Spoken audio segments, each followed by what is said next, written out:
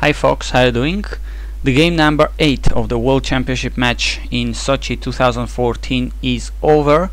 We had an interesting game, rather interesting in terms of home preparation, opening preparation and psychological battle, because Carlsen had to find a reliable defense against Anand's 1d4. Remember, he had some problems in the Grunfeld, in the Queen's Indian.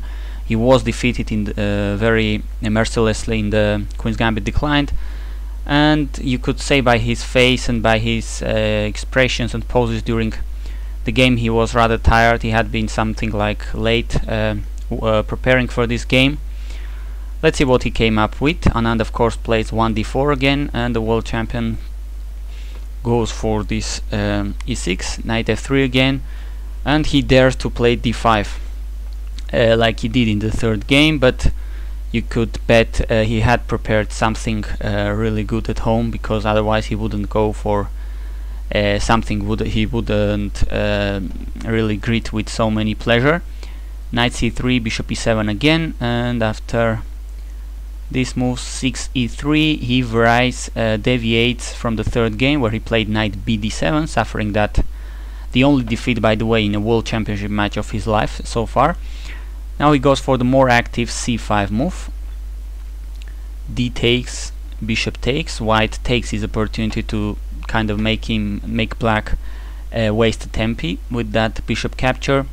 Now plays a3, rather normal and theoretical here it seems, because the queen would rather go to c2, will be willing to go to c2, and she doesn't want anybody to molest or disturb her from before, like the bishop or probably the knight. And also b4 is sometimes possible, so a3 is a useful move in these structures. Knight to c6, and there she goes, queen to c2. Rook e8 was kind of the novelty of the game, or probably the new idea Carlsen had here prepared with his team. The rook is on the e file, helping this pawn to be advanced to e5 if white is letting him so.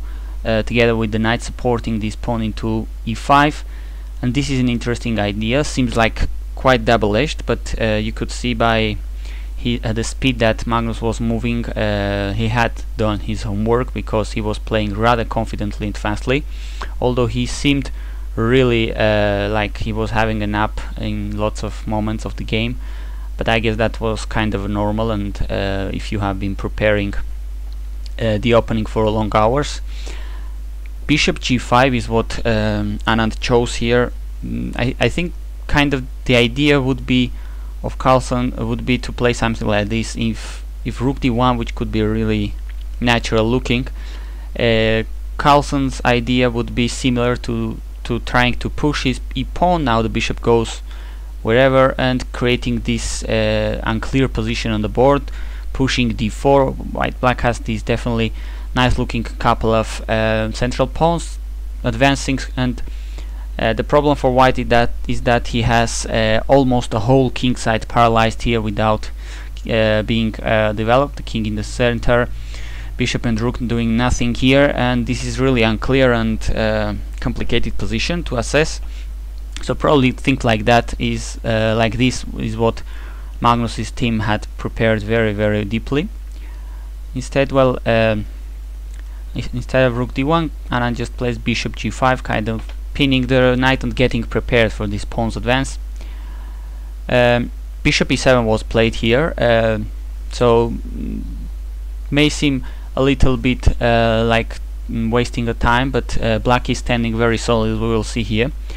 The other critical move was probably to play d4, push d4 already, and there is a little interesting line here showing that even this is very holdable for black, and really shows how great of a job Carlsen's team had done at home.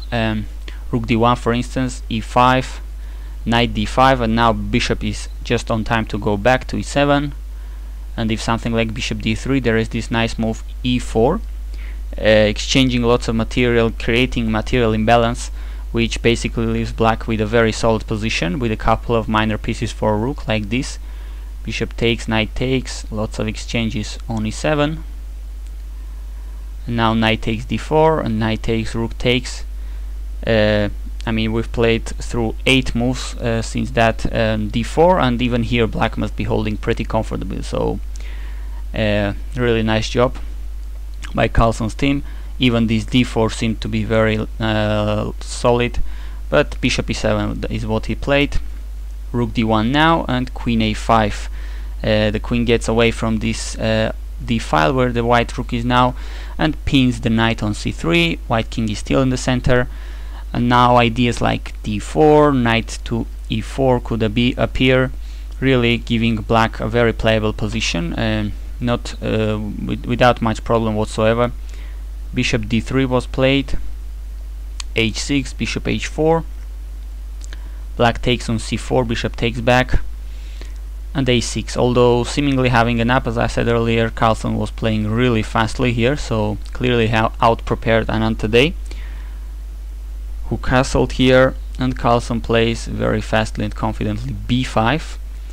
Bishop goes back to a2, and bishop b7. Here we'll probably reach the most interesting part of the game. Anand thought for a long while here and went for the safer approach with bishop b1, and he certainly had another option of, I mean, doing the same idea, trying the same idea of kind of a kingside attack, but with other move order. The variations I'm going to show were given by Peter Svidler during the live stream, so they are very nice. I wanted to share them with you. Peter told about taking on f6 first, and then playing knight e4, attacking the bishop there, so it wouldn't be nice to recapture with the g-pawn, so the bishop must go back. And now we have this interesting rook to d7 move. Now we're attacking the bishop on b7, and we put a very active rook on the 7th rank, queen back to b6, and now bishop b1. Now white prepares the battery here to try to checkmate black somehow. And there were a couple of interesting alternatives here. So Pico Guramishvili and Peter Svidler were discussing this f5 move, and they discussed it for a while. Meanwhile, Peter told us that in the Russian live stream they were discussing another move, which was giving very beautiful lines, this g6 move, blockading this light square diagonal. And now we have very interesting lines here, very cute. Queen to c3, and if something like rook a d8, there is the beautiful exchange sacrifice on e7, rook takes e7. If rook takes, there is knight f6 check. The king has to go to f8. You don't want any discovery check losing the queen, for instance, there, so king f8. And now we have the nice knight d5, attacking the queen, and threatening checkmating one with the queen on h8. Very nice idea. But black has this really more beautiful even knight d4 move, blockading the diagonal. And well, if knight takes on d4 there, well, bishop takes d5, knight f5 is probably winning, so black here would have to take with the pawn, and after knight f5 he has d4.